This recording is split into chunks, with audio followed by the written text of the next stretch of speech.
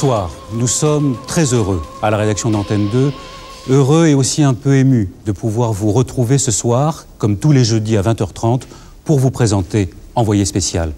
C'est vrai qu'il y a longtemps que nous avions envie de vous expliquer le monde en vous racontant des histoires d'hommes, des histoires de femmes, des histoires parfois graves, parfois plus souriantes, mais des histoires toujours émouvantes et significatives d'une société, d'un pays en crise ou d'un problème qui nous concerne.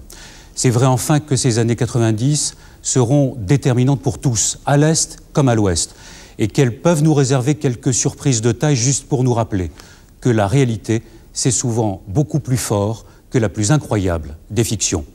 À preuve, ce premier numéro d'Envoyé spécial, avec d'abord un reportage sur Sumgait, en Azerbaïdjan, une ville victime d'une pollution monstrueuse, une pollution au mercure qui tue les enfants. Et puis la Roumanie, à travers le regard d'un cinéaste roumain en exil en France depuis 25 ans et qui retrouve son pays et ses racines.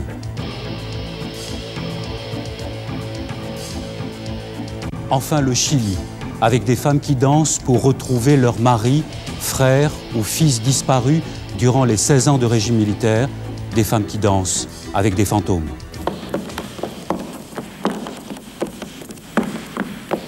Sumgait, donc, en Azerbaïdjan, une ville à quelques 1500 km au sud de Moscou, une ville créée dans les années 50 de toutes pièces au nom du développement industriel à tout prix.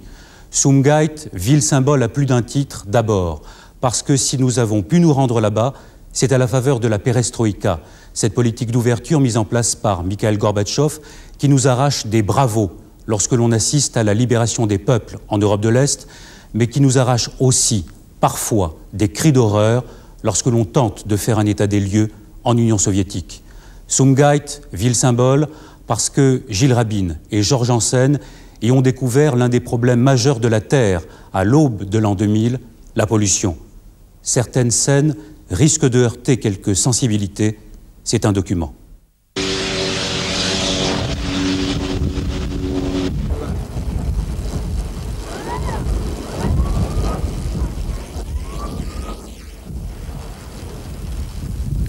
Nous sommes en Union soviétique et c'est un bidonville.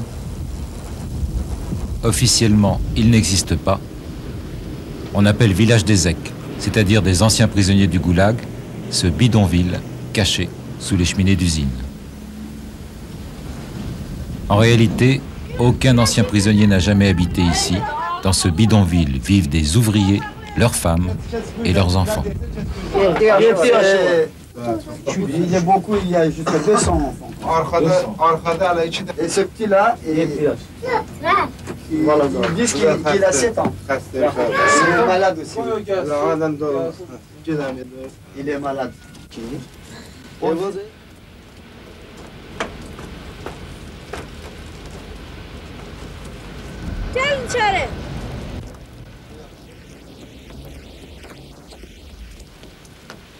Né dans un bidonville de Sumgait, la ville née du pétrole, la capitale soviétique de la chimie lourde. 19 usines chimiques pour produire du chlore, du caoutchouc synthétique ou des phosphates, en passant par l'ensemble des dérivés du pétrole, de l'éthane et du propane. 19 usines autour du bidonville des Zèques, en réalité une centaine d'unités de production qui fabriquent une centaine de dérivés chimiques toxiques.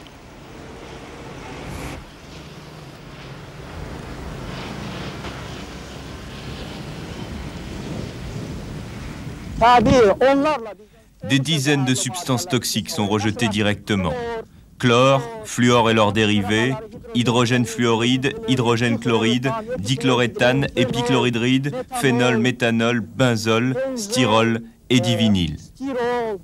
Et il y a encore d'autres produits toxiques que nous ne sommes pas arrivés à identifier précisément. Est-ce qu'on connaît aujourd'hui tous les mélanges de produits dangereux qui se font dans l'atmosphère avec tous les rejets que vous avez cités? Personne ne sait exactement, on ne connaît même pas les quantités exactes. Bien que les statistiques officielles soient fausses, on peut affirmer que près d'1 tonne de produits chimiques est rejetée dans la nature par an et par habitant. Est-il vrai qu'ici on utilise le mercure comme catalyseur du chlore? C'est exact.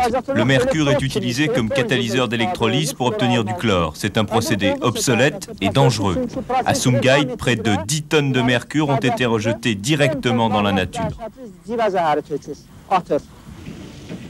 Sur 17 rejets toxiques identifiés à Sumgait, 12 sont narcotiques, comme des drogues, 2 passent directement dans le sang, 1 au moins, le mercure, attaque directement les centres nerveux.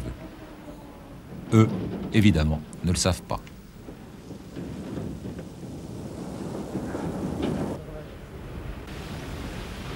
Ouvrier depuis 10 ans dans la même usine chimique, il gagne 240 roubles par mois et il a les moyens de payer un loyer.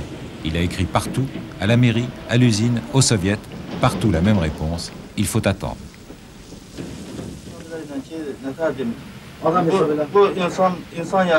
Les dirigeants ne nous considèrent pas comme des êtres humains. Est-ce qu'un être humain peut vivre ici? Entrez et regardez. Avec nos 4 enfants, nous sommes 6 dans une seule pièce. C'est insupportable, on n'a pas d'air, c'est humide, parce que nous vivons à même la terre. Et les enfants sont toujours malades. Et aujourd'hui en URSS, on vous laisse vivre dans des conditions pareilles? En URSS? Oui, c'est comme vous voyez.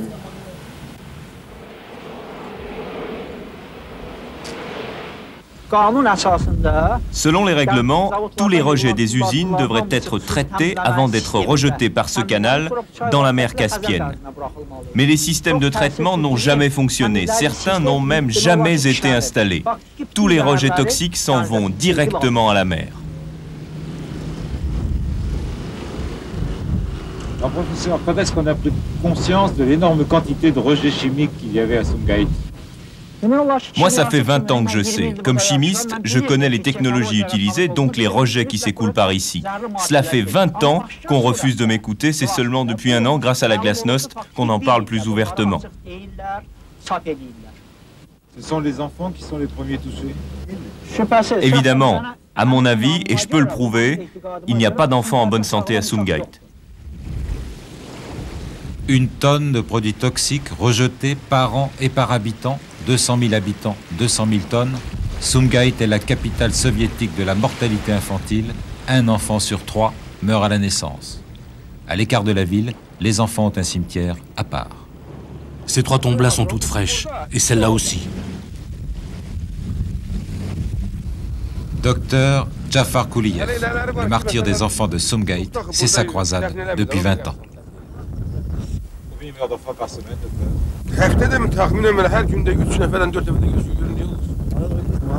3 par jour. 3 par jour? Comme ça, oui. 3 par jour.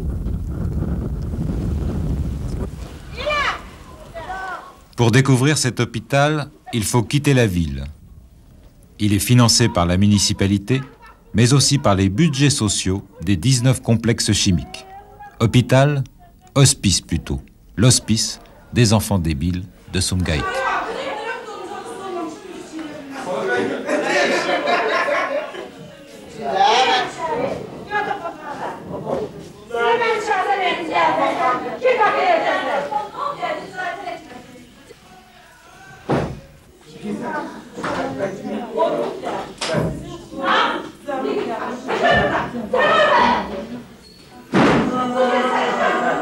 Débiles légers et débiles profonds vivent ici, mélangés, tous enfants des bidonvilles.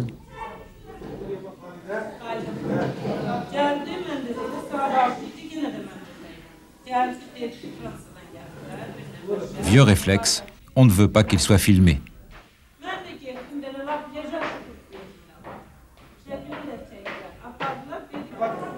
Il est né les jambes paralysées. Il a 25 ans.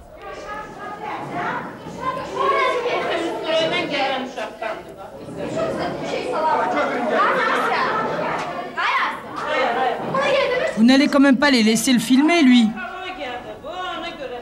Et pourquoi? Tu as honte? Tu n'as pas à avoir honte. Est-ce que nos dirigeants ont jamais eu honte, eux? Ça suffit. On ne va pas passer notre vie à tout camoufler, à tout cacher. Laissez-le passer devant la caméra.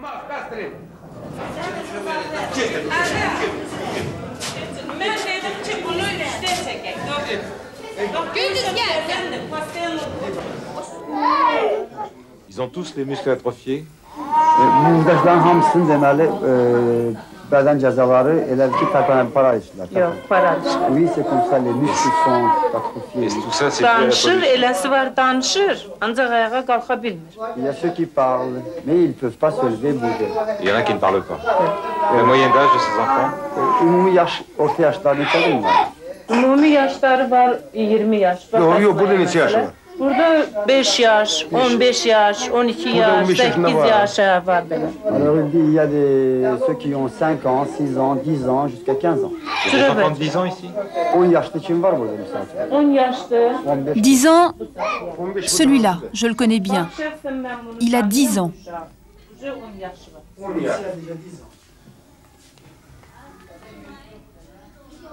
Ces enfants ont été abandonnés par leur famille le plus souvent dès la naissance.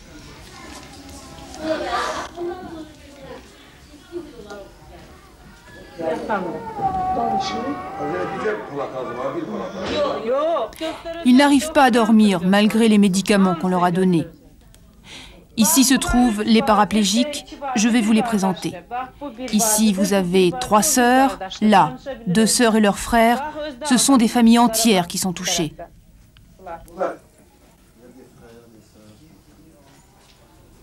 Vous devez filmer cet enfant-là aussi.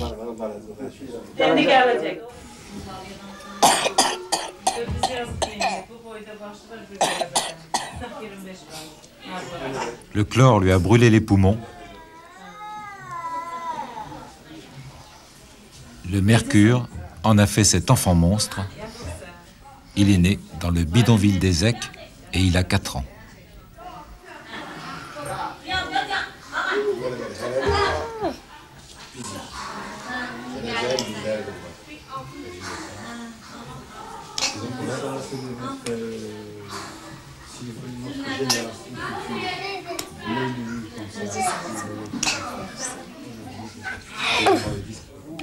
Ils sont directement victimes de la pollution chimique, explique le médecin des enfants de Sumgait. La preuve, cette statistique qu'il a établie lui-même sur 20 ans, l'endroit où ils sont nés, les rejets toxiques enregistrés, les taux de mortalité infantile et de malformation physique et psychique.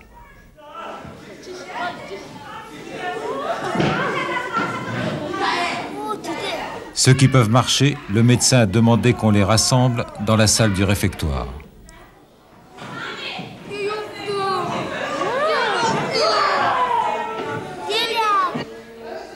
Ces enfants, qu'ils saluent comme des adultes normaux, le docteur Jafar Kouliyev les soigne depuis 20 ans. 20 ans de rage et d'impuissance, 20 ans à prendre la mesure des dégâts et du cynisme des dirigeants politiques. Le résultat du désastre écologique est devant vous, monsieur. À Sumgait, sur 3 enfants, 1 meurt à la naissance. Le 2e enfant meurt avant 5 ans, 1 fois sur 2. Le 3e souffre de malformations ou de maladies chroniques graves, 1 fois sur 2. Ce qui se passe ici, monsieur, c'est un génocide chimique.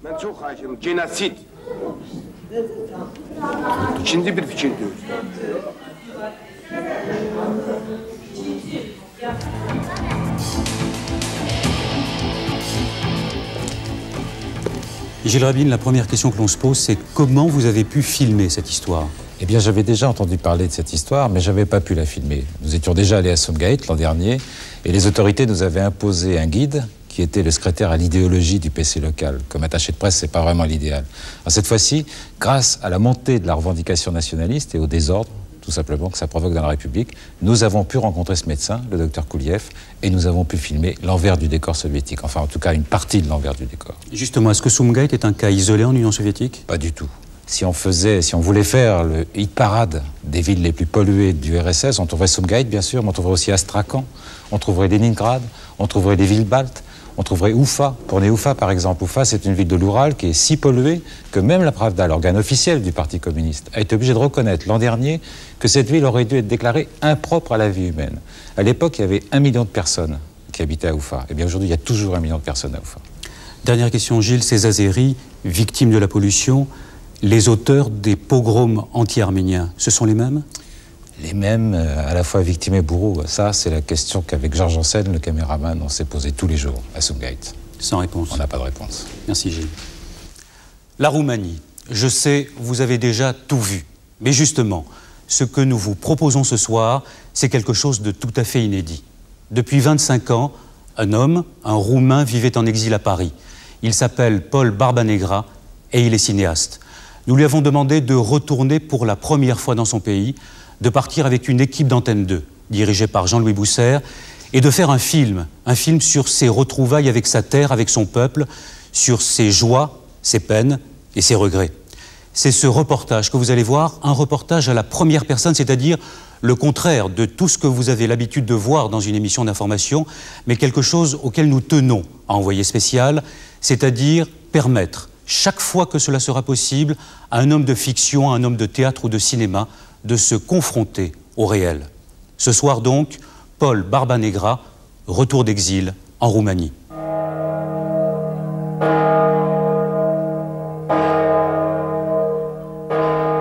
Le bourdon de l'église métropolitaine de Bucarest fait vibrer dans ma mémoire le souvenir de ces 25 années vécues en exil à Paris, sous le signe de la liberté, mais sous le poids de Yalta. Voilà 25 ans qu'on se salue entre amis avec une ironie amère, l'année prochaine à Bucarest.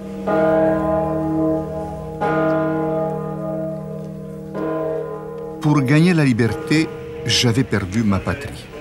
Et cette souffrance rendait d'autant plus présent le drame de ceux qui restaient là-bas, exilés à l'intérieur de leur propre pays.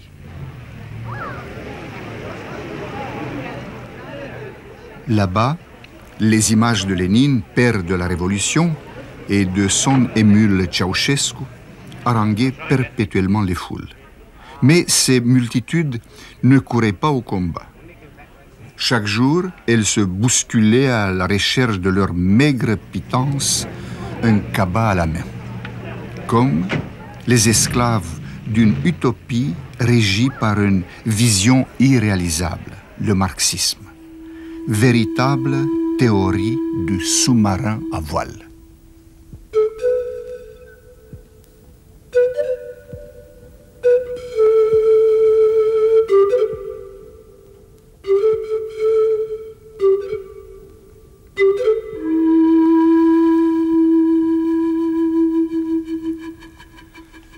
Dans mes rêves, je me voyais revenir sur la tourelle d'un char comme combattant d'une guerre de libération. Mais les facéties de l'histoire m'ont fait trouver le char déjà installé sur la place du comité central. Et c'est mon frère cadet, l'acteur Ion Karamitru, qui était dessus. Chez nous en Roumanie, la malédiction de Yalta a été conjurée par une véritable croisade des enfants. Ces tombes fraîches en témoignent. Ils sont tombés pour leur liberté, mais aussi pour la mienne.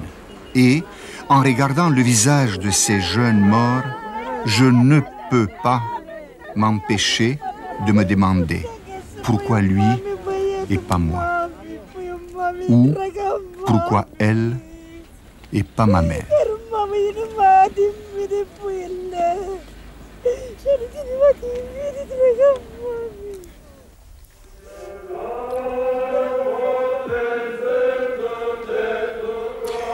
La flamme des sacrifices éclaire la renaissance de mon peuple. Cette renaissance et aussi la mienne, d'autant plus qu'aujourd'hui, fête de l'Épiphanie, je reçois les gouttes d'eau bénie comme un nouveau baptême. Notre vie recommence au sein de notre Église, même si, parmi ces hauts prélats, certains ont été indignes de leur mission.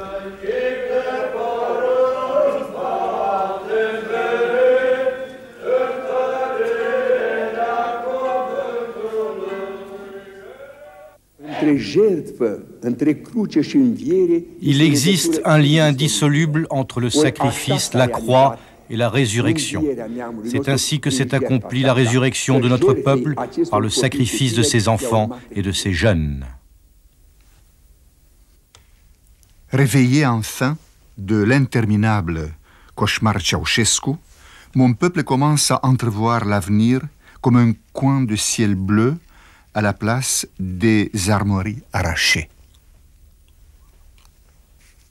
Aujourd'hui, grâce à ce miracle, car c'est un miracle que Dieu nous a fait vivre à travers une jeunesse absolument sensationnelle qui est sortie devant les chars blindés et tout ça, la poitrine nue, c'est la naissance de la Roumanie contemporaine. Donc, je l'espère, du moins. Tout le monde s'est demandé partout dans le monde qu'est-ce qu'ils font ces Roumains-là. Comment ils puissent subir sans réagir. On ne peut pas réagir dans un vaste camp de concentration dont les dimensions sont celles d'un pays. Dans ce goulag, l'Église a été notre rempart spirituel, comme toujours dans l'histoire de notre peuple. Mon père, pour ceux de ma génération, vous êtes l'une des figures les plus lumineuses de l'Église. Je voudrais donc vous demander comment jugez-vous que l'Église a traversé ces épreuves qui ont duré plus de 40 ans. A trecut biserica noastră prin această încercare care a durat 40 și ceva de ani. Biserica a reprezentat în această perioadă opoziția. Pendant ces années, l'Église a incarné par sa doctrine l'opposition à la dictature. À vrai dire, elle était la seule opposition authentique. Si la dictature prenait le matérialisme, nous témoignions pour l'univers spirituel et chrétien. Si la dictature était ouvertement athée, nous avons toujours apporté le témoignage vivant de Dieu.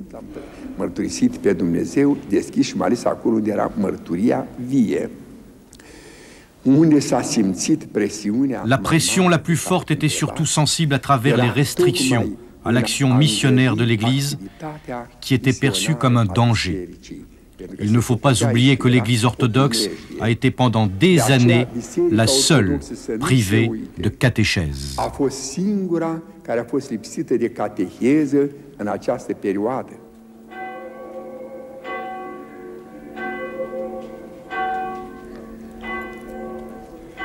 L'interdiction de l'enseignement religieux faisait partie d'une vaste conspiration du pouvoir marxiste contre l'identité et la mémoire de notre peuple, incarnée par les églises rescapées et surtout par les villages riches en traditions paysannes, comme ici à Mihești.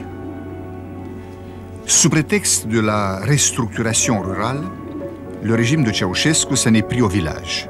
Pourquoi ? Parce que le village roumain représente les racines mêmes de notre nation, qui nourrissent et soutiennent son être. Ainsi, des communes entières ont été anéanties et leurs habitants entassés dans des véritables taudis collectifs. Ruinés et humiliés, les villageois ont subi même la profanation des tombes de leurs ancêtres, déplacés de force dans de nouveaux cimetières à coups de pelleteuses. Aujourd'hui, ces paysans sont devenus étrangers dans leur village. Ils se retrouvent locataires des taudis HLM.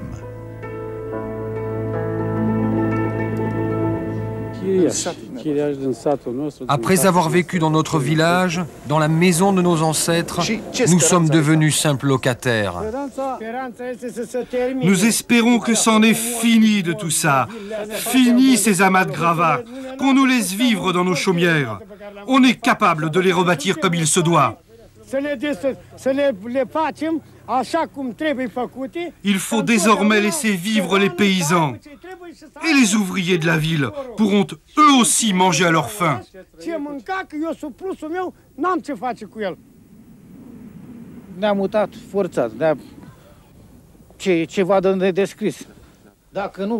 Ils nous ont déménagé de force, c'est indescriptible. Si on ne voulait pas s'en aller, ils vous faisaient tomber le toit sur la tête. Ils venaient avec leur bulldozer et vous enfouissaient sous la maison.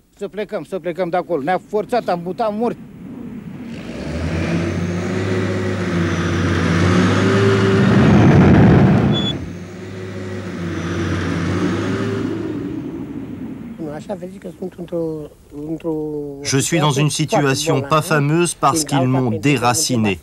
Ils m'ont arraché de mon terroir, le village Mihaileshti. Ils sont venus me signifier que j'avais 10 jours pour déménager dans la prison de Ceausescu, là où j'habite actuellement.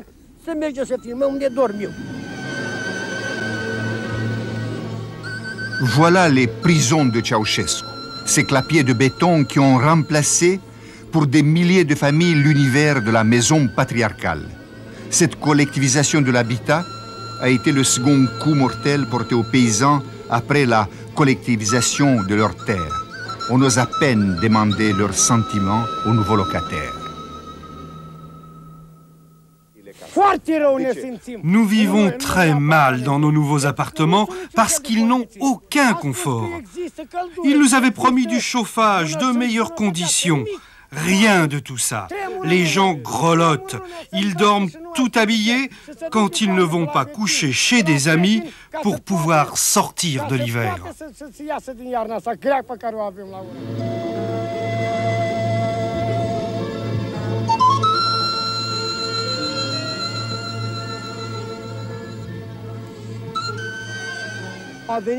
Nous avons 7 enfants. Les miliciens sont venus avec leurs fusils pour nous fourrer dans une HLM. Venez chez moi, il y a du givre sur les murs.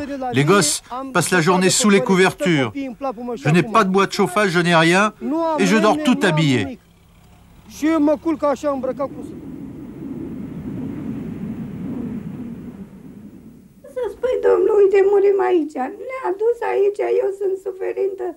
De atâția ani de zile și cu capul și cu inima și am muncit așa cum am putut ca să mă scoată și pe mine la o pensie oarecare. Și când mi-a venit decizia, mi-a venit cu 10 lei. Cum am să trăiesc eu în nenorocirile astea cu 10 lei? N-am vacă, n-am găină, n-am nimic. Cu ce să trăiesc? Dumneavoastră ce ziceți? Să poate așa ceva? M-a adus aici, pentru ce m-a adus nenorocitul aici? Am muncit o viață la colectiv, la CAP, când s-a înființat CAP-ul, de atunci și până acum. Astă vară mi-a venit și mie decizia, nu mai puteam, că ieși eu la pensie, că sunt amărâtă bolnavă, nu pot să mai muncesc. Și când a venit decizia, veneam de la sapă, de la colectiv, și am văzut-o cu leamușă decizia, am luat-o, citește. Am stat moartă de toți vecinii, a venit și m-a văzut moartă în pat aici, cu 10 lei. Pourquoi Ceausescu a-t-il décidé d'entasser les paysans dans ses immeubles? Ceausescu a hotărât să adune țăranii în aceste case. Mamă, poți să încep? M-am gândit... J'ai longtemps réfléchi à ce projet de systématisation des communes. En fait, un programme de destruction du village roumain, de tarissement des sources culturelles du peuple roumain. Et j'en suis arrivé à la conclusion qu'il s'agissait en fait d'une stratégie diabolique pour contrôler le peuple. Vous voyez, on pouvait entasser un village entier en 10 immeubles. Et les forces de répression parfaitement aguerries pouvaient tout contrôler et toute la situation. Sans jardin, on ne pouvait pas et personne ne pouvait se cacher.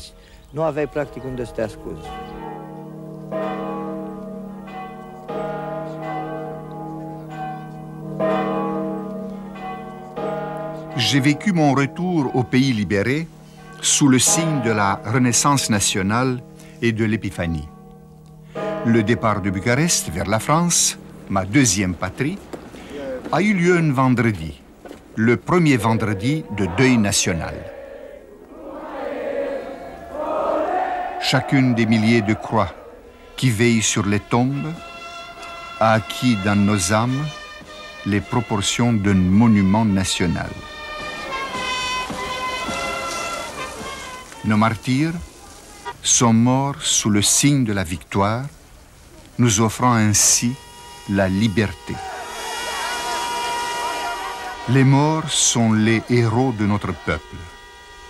Premier peuple à vaincre enfin une dictature marxiste et à dévoiler ainsi au monde les crimes de l'utopie marxiste-léniniste.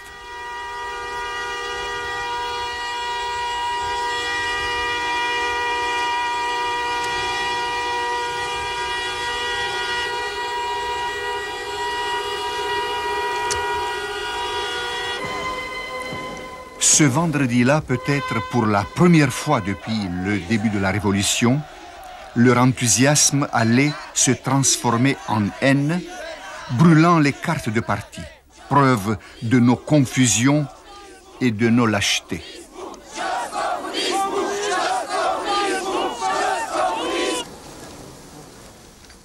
En quittant la Roumanie et en regardant cette souffrance transformée en haine, j'ai eu peur. Ma dernière pensée ira vers mes compatriotes en leur rappelant la dernière phrase de Mircea Vulcănescu, notre grand philosophe mort en prison. Dites à ceux qui vont venir après nous de ne pas nous venger.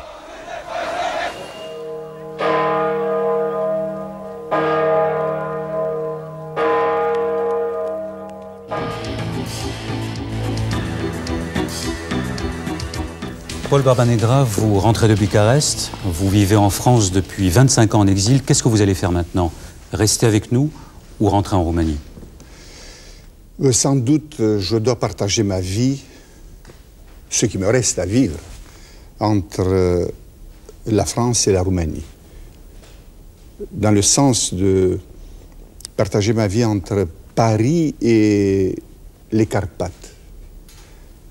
Parce que je me sens attaché surtout à cette racine paysanne et je voudrais vivre parmi mes Roumains, mais en ayant toujours la certitude que ce que je suis et ce que j'ai réussi à faire et à enrichir dans mon existence, j'ai obtenu ici, à Paris, en France, et ce que j'ai réussi à structurer en moi à travers la culture, la générosité française m'oblige à ne pouvoir pas oublier, me rompre, parce que je dois reconnaître qu'après 25 années d'exil, je commence à me sentir gallo-roumain. Merci Paul. Je vous disais en début d'émission que 1990 risquait de nous réserver quelques surprises. Tout ce que l'on peut constater, c'est que 1989 nous en a produit une de taille, l'effondrement des systèmes totalitaires à l'Est comme à l'Ouest. Parce que pendant qu'à l'Est, le mur s'effondrait entre les deux Allemagnes, que la Tchécoslovaquie ou la Hongrie se libéraient, un homme à l'Ouest acceptait de quitter le pouvoir après 16 ans de dictature. Je veux parler du Chili et du général Pinochet. Il y a tout juste un mois, Patricio Aylwin était élu président du Chili, héritant du même coup d'un problème dramatique, celui des disparus. Le reportage que vous allez voir et que nous avons réalisé avec Pascal Stelletta raconte donc l'histoire d'un groupe de femmes à la recherche de leurs parents évanouis dans la nuit de la dictature. Des femmes qui se battent avec leur cœur et leur culture, avec le chant et avec la danse.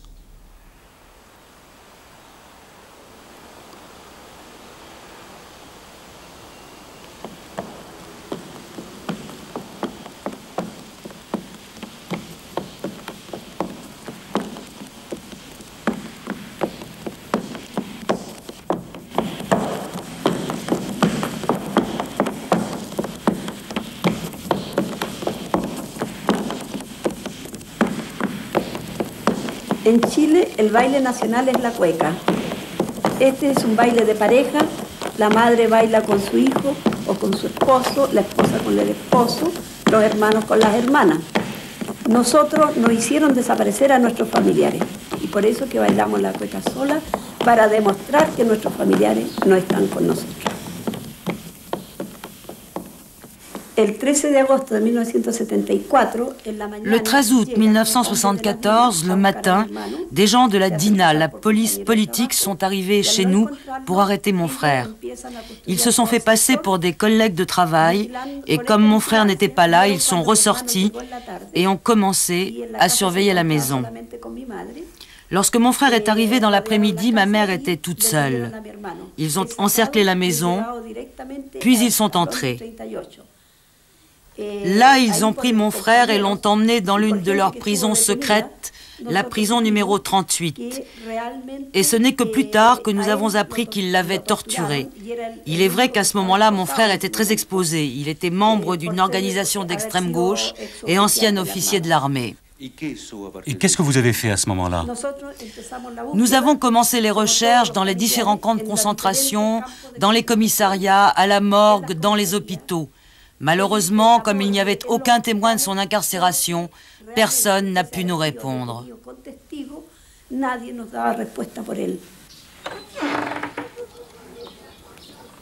Voici 15 ans que chaque matin à la même heure, Violeta quitte la petite maison qu'elle partage avec sa sœur. 15 ans passés à se battre avec la même détermination, au point que sa vie tout entière se confond aujourd'hui avec son combat. Mieux, que serait sa vie sans cette lutte quotidienne, cette recherche inlassable de la vérité, et de quoi seraient faits ses jours s'il n'était alimenté par l'espoir de savoir, l'espoir de faire payer un jour les coupables. No à l'impunidad, disent les murs, non à l'impunité. Violeta habite dans la banlieue de Santiago, et c'est en autobus qu'elle gagne le centre de la capitale.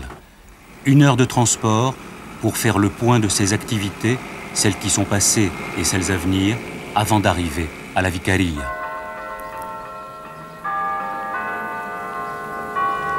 La Vicaria, c'est-à-dire l'évêché de Santiago, un mot magique pour toutes les victimes de la dictature qui, pendant 16 ans, ont trouvé ici réconfort et chaleur, mais aussi entraide et efficacité.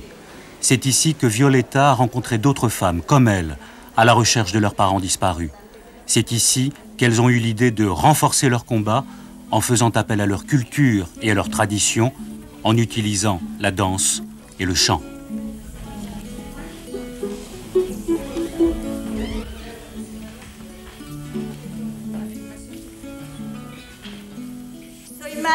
Je suis la mère d'Alfredo Rojas Castañeda, détenu et disparu le 4 mars 1975. Je suis l'épouse de Plutarco Pucci Benavides, détenu et disparu le 21 septembre 1973. Je suis la mère de Miguel Ángel Pizarro Manicoli, détenu et disparu le 19 novembre 1974. Je suis la sœur de Milton Morales Saavedra, détenu et disparu le 13 août 1974. Je suis la cousine de María Teresa Jerez, détenue et disparue le 27 septembre 1973. Je suis l'épouse de Hurtarico Danaile Cortés, détenu et disparu le 5 mai 1976. Je suis la sœur de Ruperto Torres Alavena, détenu et disparu le 13 octobre 1973. Je suis la fille de Victor Díaz López, détenu et disparu le 12 mai 1976. Mi vida en un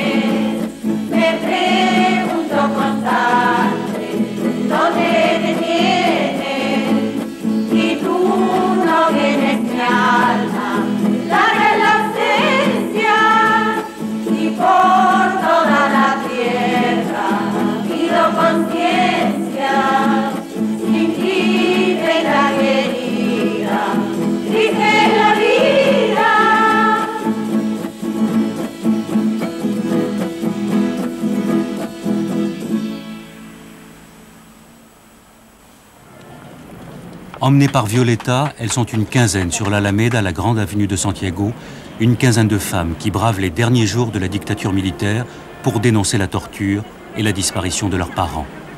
La scène ne prendra pas plus de 2 minutes, le temps de coller sur les murs leurs affiches, de se nettoyer les mains, et elles vont partir très vite pour éviter les carabiniers et surtout la prison où elles ont déjà passé trop de jours. On passe devant les murs en regardant mais sans s'arrêter parce que la peur existe encore au Chili, et puis, au bout d'un quart d'heure,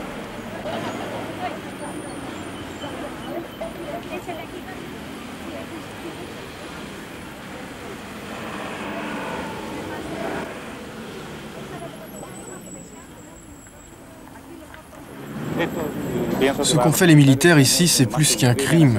C'est de la stupidité. Ils se sont salis les mains. Mais vous savez, personne n'est intervenu contre ce type parce qu'on ne sait pas s'il est de la police secrète.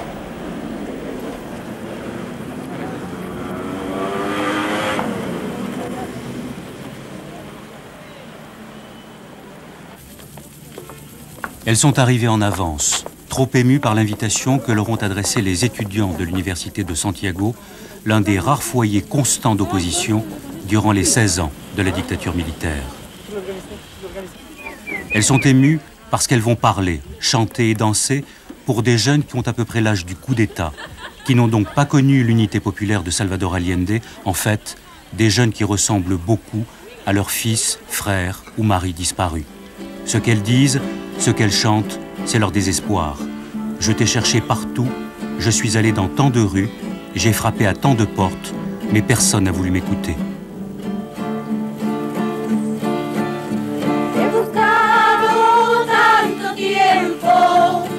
Y no te puedo encontrar. He pedido, he clamado y nadie quiere escuchar. He caminado las calles, buscado en tanto lugar. He golpeado muchas puertas, herido de mil maneras y nadie quiere escuchar. Et après 15 ans de recherche, vous avez toujours l'espoir de retrouver votre frère? Bien sûr, je n'ai pas perdu cet espoir et je ne le perdrai jamais, parce que vous savez, le doute tue plus que la vérité. Nous croyons en tout cas, moi personnellement, je pense que s'ils ont été torturés comme on le dit, il vaut peut-être mieux pour eux d'être morts très vite. Mais ce sont des êtres humains pour lesquels il faut demander la vérité et la justice. Et quel que soit le nombre d'années qui passent, je vais continuer à demander ce qui est arrivé à mon frère. Parce qu'on ne peut pas effacer 15 ans d'un seul coup de plume. Beaucoup de choses se sont déroulées au Chili pendant ces 15 ans et nous n'avons toujours aucune réponse.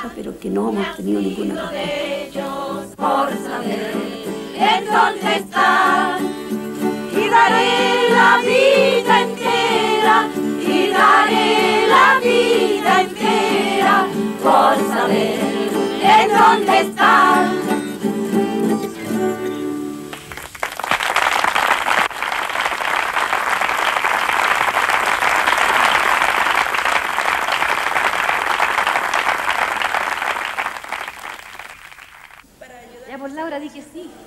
Comme chaque semaine, elles se sont retrouvées pour parler et pour broder.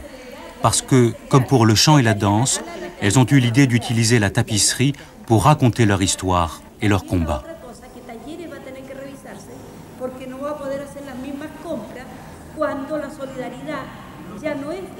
Mais l'atelier de tapisserie, c'est aussi pour ces femmes l'occasion de faire le bilan de la semaine écoulée et de discuter des changements en cours au Chili.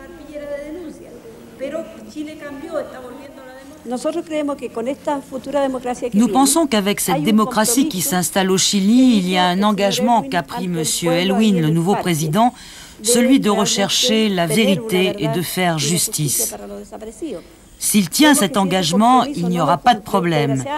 Sinon, nous allons continuer notre lutte, descendre dans la rue, chanter et danser pour obtenir la vérité et la justice. El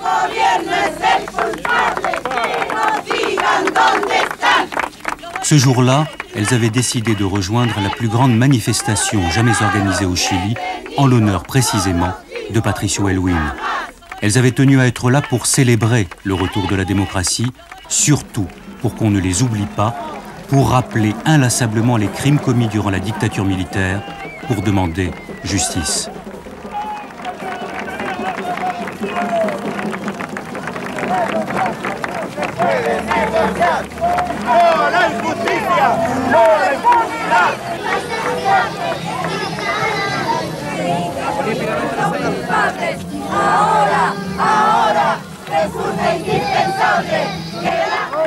Presque naturellement, la foule s'est écartée pour leur laisser le passage, manifestant son respect par des applaudissements, mais aussi parfois par des larmes.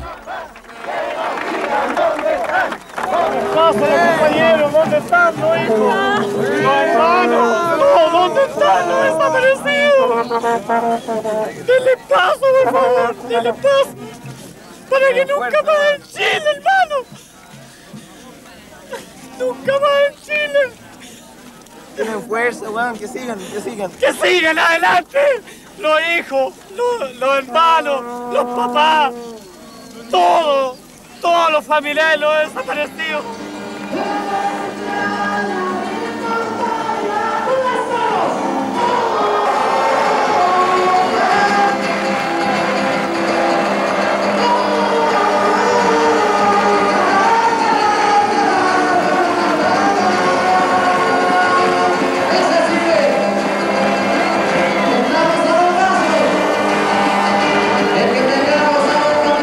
Il y avait ce jour-là 1 million de personnes au parc O'Higgins de Santiago.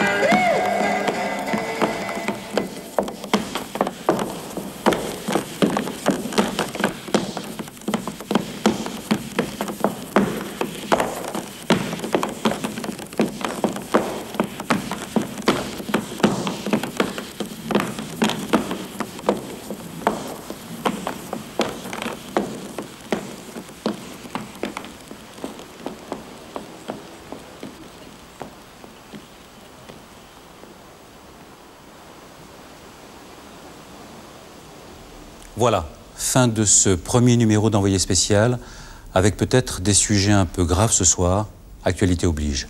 À jeudi prochain donc, 20h30, avec pour nous cette même volonté, montrer et expliquer pour mieux comprendre. Bonsoir.